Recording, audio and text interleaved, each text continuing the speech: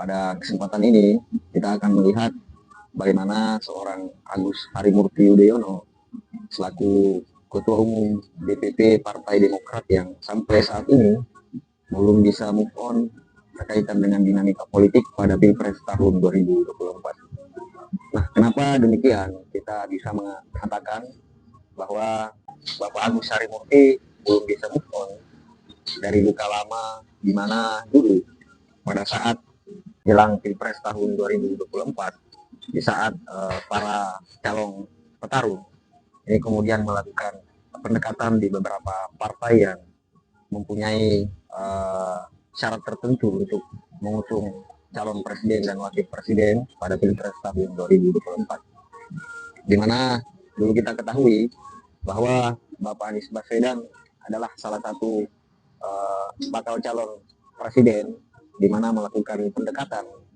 dengan Partai Demokrat, namun kemudian dalam perjalanan Bapak Anies Baswedan menarik diri dari Partai Demokrat mungkin dengan alasan tertentu sehingga Bapak Anies Baswedan memilih untuk berkoalisi dengan partai lain. Namun teman-teman semua, yang menjadi menarik adalah pada saat penutupan Kongres Partai Demokrat, Bapak Agus Harimurti kemudian memberikan sambutan atau pidato di depan seluruh kader dengan mengatakan atau dengan menyampaikan kesan di mana dulu dinamika politik dalam internal Partai Demokrat ini kemudian menjadi histori penting untuk Partai Demokrat. Saya kira Bapak Agus Harimurti ini masih berperan ya tentang dinamika politik yang terjadi.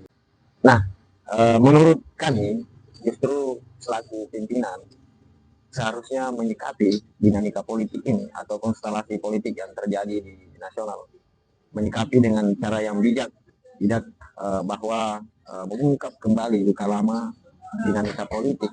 Teman-teman semua, lalu seperti apa penyampaian secara lengkap dari Bapak Agus Harimurti, kita saksikan secara bersama-sama. Sebagai partai oposisi, Demokrat memiliki keterbatasan ruang dan pilihan politik, terutama ketika dihadapkan pada konstelasi menuju pemilihan presiden 2024 yang lalu. Bisa dikatakan ketika itu kita hanya terbuka jalan. Ketika itu hanya terbuka jalan bersama poros perubahan. Namun, politik adalah politik. Ketika Demokrat tengah serius untuk menata langkah, menyusun strategi, dan berikhtiar di lapangan, kita kembali menghadapi ujian. Kita ditinggalkan begitu saja. Masih ingat? Tentu kejutan itu sempat menggoyahkan kita. Dan yang lebih berat adalah dinamika politik tersebut telah membingungkan masyarakat luas. Di mana Partai Demokrat berada. Tentu kita punya harga diri dan kehormatan, dan kita bersyukur bahwa peristiwa tersebut justru telah membawa kita pada sesuatu yang jauh lebih baik, di mana akhirnya terbuka ruang dan jalan kebersamaan dengan Bapak Prabowo Subianto. Alhamdulillah, Demokrat menjadi bagian penting dari perjuangan dan kemenangan Pilpres 2024. Dan kini kader-kader utama Partai Demokrat dipercaya untuk membantu Presiden Prabowo mengemban amanah di pemerintahan nasional. Benar yang sering dinasihatkan oleh Pak SBY, Gus, dalam kehidupan, juga dalam kehidupan politik, seringkali rencana Tuhan itu lebih baik dan lebih indah dari rencana manusia. Yang penting dalam setiap hal, selalu niatkan dengan baik dan ikhtiarkan dengan baik.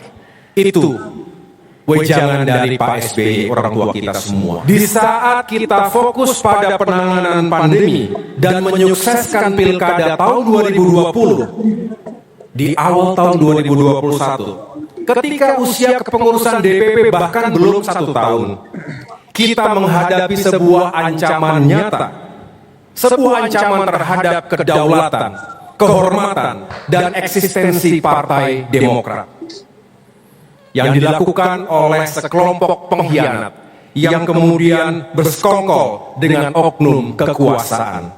Mereka ingin mengambil alih partai kita ini secara inkonstitusional, melabrak etika, moral, hukum, dan tentunya akal sehat. Saya bersyukur dan bangga karena serentak seluruh kader Demokrat di berbagai penjuru, dimanapun berada, sama-sama berdiri, bersatu, dan melawan kezoliman dan ketidakadilan tersebut. Keberanian, kesetiaan, dan juga kekompakan dan kecepatan kita dalam bertindak yang telah menyelamatkan partai kita.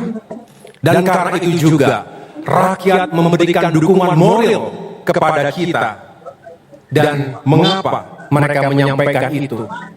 Karena menyelamatkan Demokrat sama dengan menyelamatkan demokrasi di Indonesia.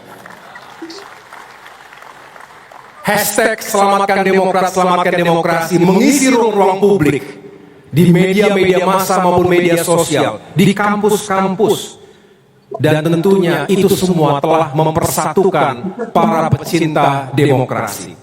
Alhamdulillah, kita lulus ujian besar tersebut setelah melewati perjuangan yang panjang, baik pada ranah hukum, politik, dan sosial, yang semua itu menyita waktu, energi, pikiran, dan sumber daya yang kita miliki. Masih ingat itu semua? Tentu kita segera move on.